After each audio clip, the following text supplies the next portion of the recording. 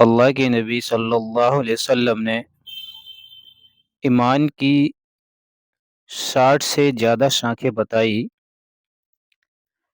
جن میں سے اللہ کے نبی نے فرمایا شرم و حیا بھی ایمان کی شاخ ہے، جس کو ہم دیکھتے ہیں کہ آج ہمارے دل و دماغ سے یہ چیز غائب ہے کہ شرم اور حیا کا جنازہ نکل چکا ہے، اور اللہ پاک کے اس فرمان کی تصریح کی نیکی یہی نہیں ہے کہ تم نماز میں اپنا منہ پورب یا پشچم کی طرف کر لو، بلکہ اصلی نیکی تو اس انسان کی ہے جو اللہ کی ذات و صفات پر یقین کے رکھے اور قیامت کو برحق مانے اور فرشتوں کو وجود پر ایمان لائے اور آسمان سے نازل ہونے والی کتاب کو سچا تسلیم کرے، اور جس قدر نبی رسول دنیا میں تشریف لائے ان سب کو سچا تسلیم کرے، اور وہ شخص مال دیتا ہو اللہ کی محبت میں اپنے حاجت مند رشتہ داروں کو اور نادار یتیموں کو اور دوسرے محتاج لوگوں کو اور تنگ دست مسافروں کو اور لاچاری میں سوال کرنے والوں کو اور قیدی اور غلاموں کی گردن چھڑانے میں اور نماز کی پابندی کرتا ہو اور زکوٰۃ ادا کرتا ہو اور اپنے وعدوں کو پورا کرنے والا ہے جب وہ کسی امیر کی بابت وعدہ کریں، اور وہ لوگ جو صبر و شکر کرنے والے ہیں تنگ دستی میں اور بیماری میں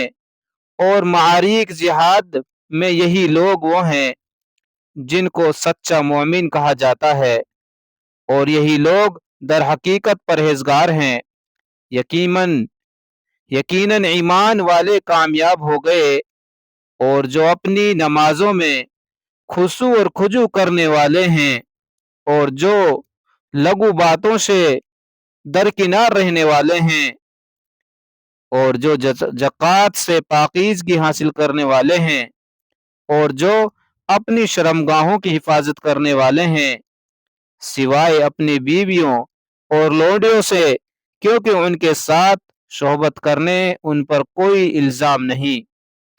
ہاں، جو ان کے علاوہ زنا یا لواط یا مشت زنی وغیرہ سے صحبت رانی کرے، ایسے لوگ حد سے نکلنے والے ہیں، اور جو لوگ اپنی امانت وعدوں کا خیال رکھنے والے ہیں اور جو اپنی نمازوں کی کامل طور پر حفاظت کرتے ہیں،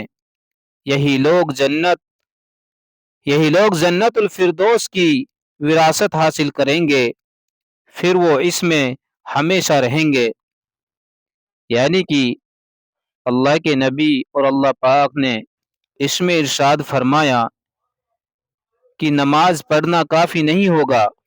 بلکہ اس کے ساتھ اور کام بھی کرنے ہوں گے، جیسا کہ غریبوں کی مدد کرنا، بھوکے کو کھانا کھلانا، پیاسے کو پانی پلانا اور مظلوم کی مدد کرنا، اور جو ہے حاجت مند کو اس کی وقت پر مدد کرنا، اور برے کاموں سے بچنا، یعنی کہ جھوٹ سے بچنا، غیبت سے بچنا، حسد سے بچنا، زنا سے بچنا۔ اسی لیے اللہ کے نبی نے فرمایا کہ اسلام کی 60 سے زیادہ شاخیں ہیں، جن میں سے شرم و حیا بھی اسلام کی شاخ ہے۔ تو دوستو، ہم یہ نہ سمجھیں کہ ہم نماز پڑھ رہے ہیں باقی اور سارے غلط کام کرتے رہیں۔ ایسا نہیں ہے۔ کسی کا پیسہ مارنا یا کسی پر ظلم کرنا یا کسی کو گالی دے دینا یا کسی کو نیچا دکھا دینا یہ اسلام کا کام نہیں ہے، بلکہ اسلام نے ان سب چیزوں سے روکا ہے اور سب چیزوں سے منع فرمایا ہے۔ یعنی کہ انسان کے اوپر 2 حقوق ہیں، ایک اللہ کا حقوق ہے، دوسرا انسان کا حقوق ہے جو اللہ کی مخلوق کا حقوق ہے۔ تو ہو سکتا ہے